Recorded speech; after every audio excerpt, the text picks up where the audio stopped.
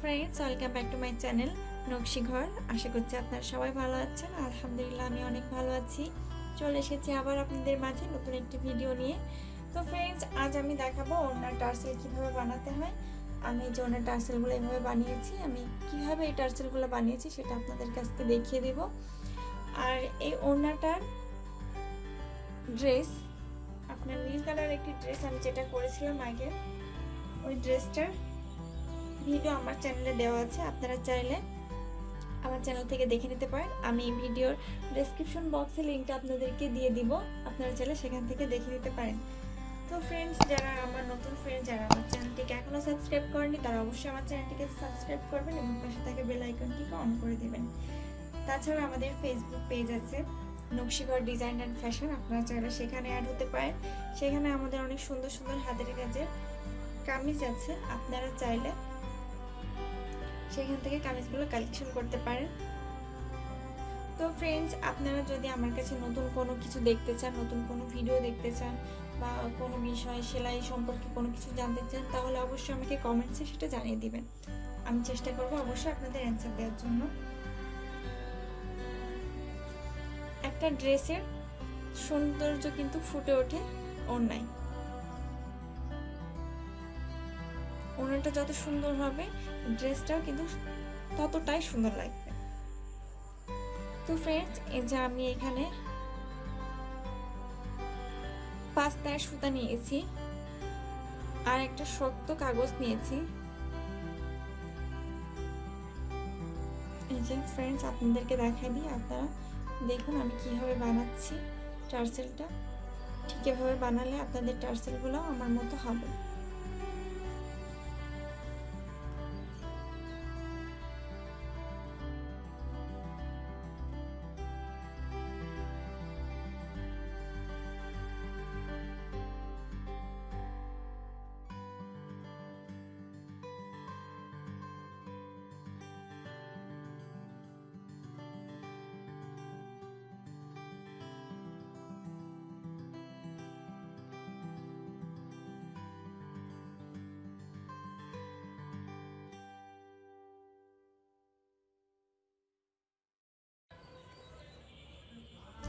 যেহেতু আমার এই সুতাটা এখানে এসে শেষ হয়ে যাচ্ছে, সেহেতু আমি এটা আর বাড়তি করব না, এটা এখানেই একটু কেটে দিব, কারণ এখানে গেলে আমার সুতাটা মিল আসবে না।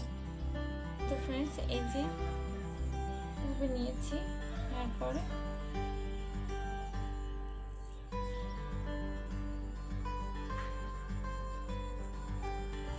এবার একটা সুই দিয়ে আপনারা এইভাবে বেঁধে দিবেন।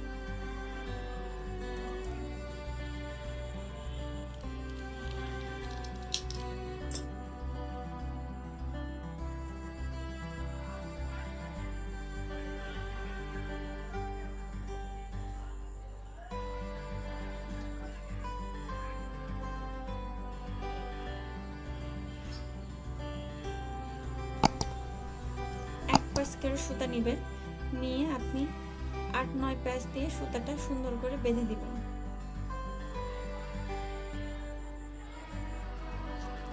এই বাঁধটা একটু টাইট করে দিতে হবে। আপনি এখানে চাইলে অন্য কালারের সুতা দিয়েও পেঁচাতে পারেন, আমি সেম কালারটা দিয়ে পেঁচিয়েছি।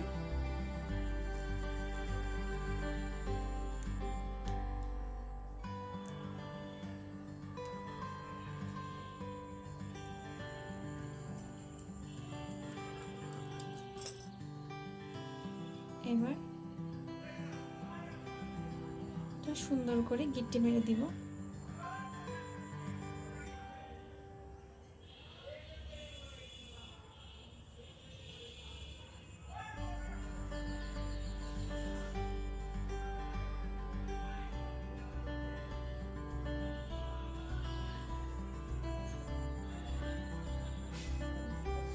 এবার আমি এটা সমান করে কেটে নিব।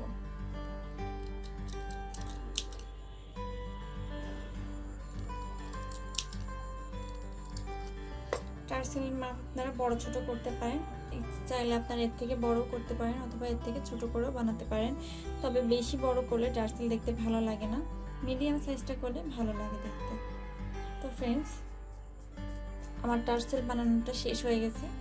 এবার আমি এটা কিভাবে লাগিয়েছি সেটা আপনাদেরকে দেখাবো। টার্সেলটা যেন হয় বসানো যায় এই জন্য একটা মাপ নিয়ে নিয়েছি। এই যে যেই কাঠটা দিয়ে আমি টার্সেলটা বানিয়েছি সেটা দিয়ে একটা মাপ নিয়ে নিয়েছি। আপনারা এরকম একটা মাপ করে নেবেন, তাহলে সমান করে বসাতে পারবেন। আমি সুই সুতা দিয়ে এখন এই টার্সেলটা গিট্টি বার দিয়ে দেব।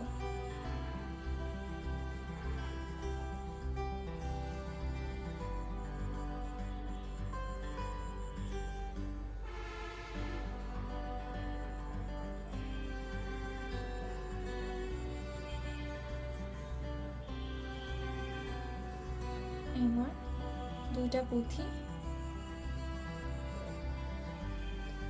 দিব।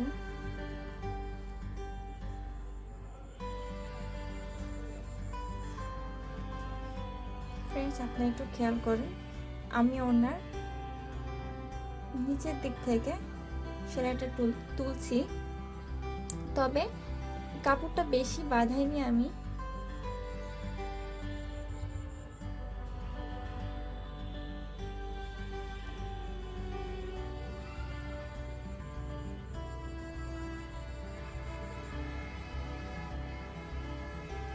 এবার আপনারা ওড়নাটা এইভাবে পিছনের দিক থেকে সুতাটা তুলবেন, আবার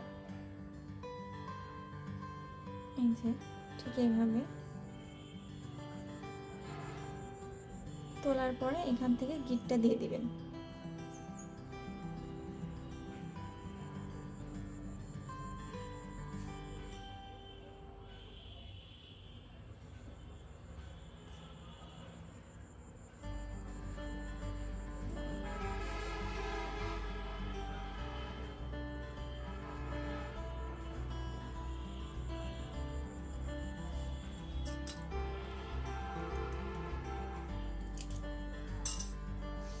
তো দেখুন ফ্রেন্ডস, কত সহজেই টার্সেলগুলো।